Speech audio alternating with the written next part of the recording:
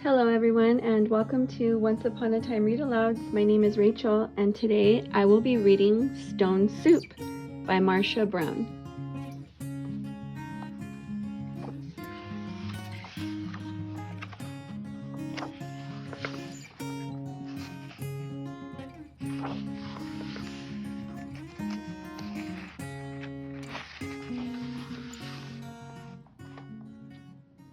Three soldiers trudged down a road in a strange country.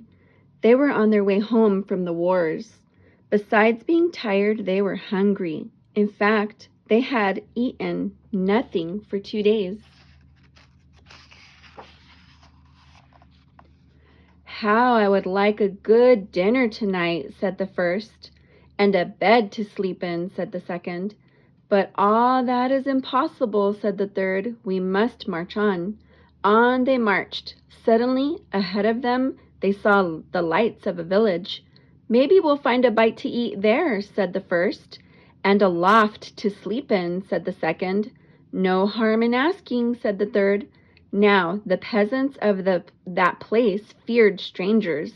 When they heard that three soldiers were coming down the road, they talked among themselves. "Here come three soldiers. Soldiers are always hungry, but we have little enough for ourselves." And they hurried to hide their food. They pushed sacks of barley under the hay in the lofts. They lowered buckets of milk down the wells. They spread old quilts over the carrot bins. They hid their cabbages and potatoes under the beds. They hung their meat in the cellars. They hid all they had to eat. Then they waited. The soldiers stopped first at the house of Paul and Francois. "Good evening to you," they said. "Could you spare a bit of food for 3 hungry soldiers?" "We have had no food for ourselves for 3 days," said Paul. Francois made a sad face. "It has been a poor harvest." The 3 soldiers went on to the house of Albert and Louise. "Could you spare a bit of food? And have you some corner where we could sleep for the night?" "Oh no," said Albert. "We gave all we could spare to the soldiers who came before you." "Our beds are full," said Louise. At Vincent and Marie's, the answer was the same. It had been a poor harvest, and all the grain must be kept for seed. So it went all through the village. Not a peasant had any food to give away. They all had good reasons. One family had used the grain for feed. Another had an old, sick father to care for. All had too many mouths to fill. The villagers stood in the street and sighed. They looked as hungry as they could. The 3 soldiers talked together. Then the first soldier called out, "Good people!" The peasants drew near.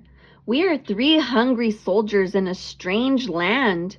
We have asked you for food, and you have no food.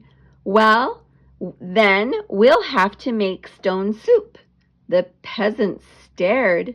Stone soup? That would be something to know about. "First, we'll need a large iron pot," the soldiers said. The peasants brought the largest pot they could find. "How else to cook enough?"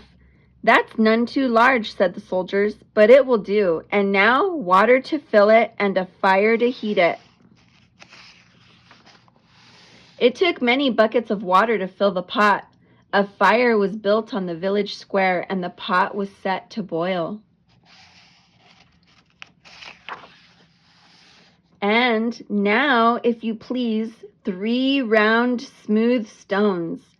Those were easy enough to find. The peasants' eyes grew round as they watched the soldiers drop the stones into the pot.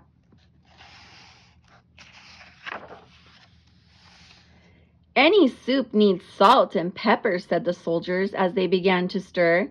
Children ran to fetch salt and pepper.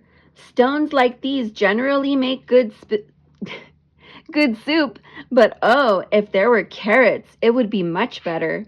"Why, I think I have a carrot or two," said Francois, and off she ran. She came back with her apron full of carrots from the bin beneath the red quilt.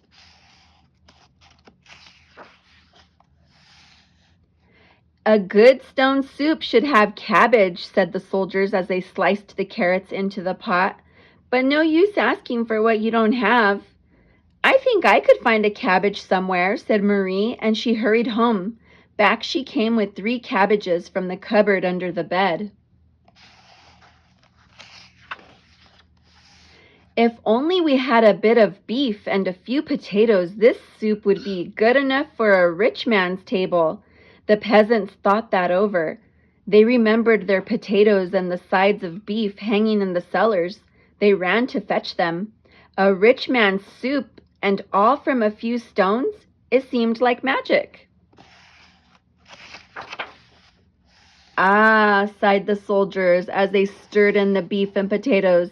"If only we had a little barley and a cup of milk. This soup would be fit for the king himself. Indeed, he asked for just such a soup when last he dined with us."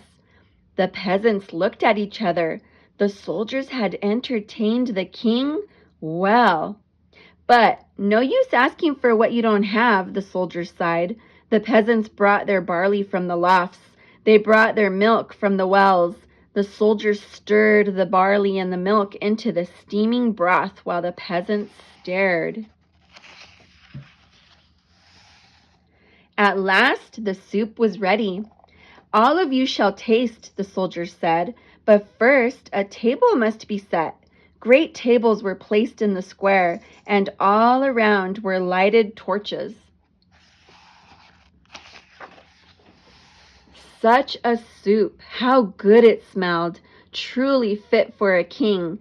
But then the peasants asked themselves, would not such a soup require bread and a roast and cider? Soon a banquet was spread, and everyone sat down to eat. Never had there been such a feast. Never had the peasants tasted such soup and fancy made from stones. They ate and drank and ate and drank, and after that they danced. They danced and sang far into the night.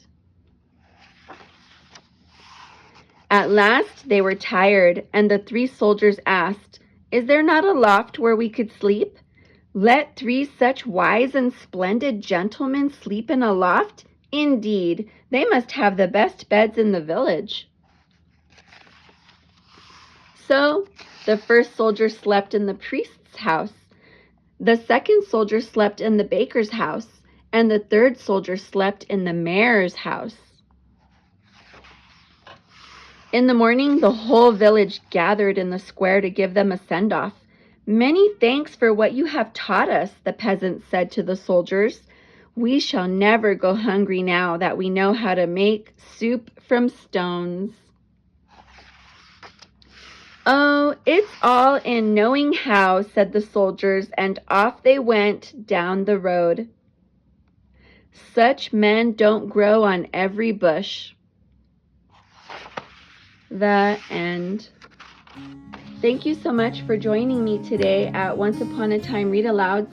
I hope you enjoyed today's story. If you would like a copy of this book, all of the information is in the description below. Be sure to like and subscribe to our channel. We'll see you next time. Bye-bye.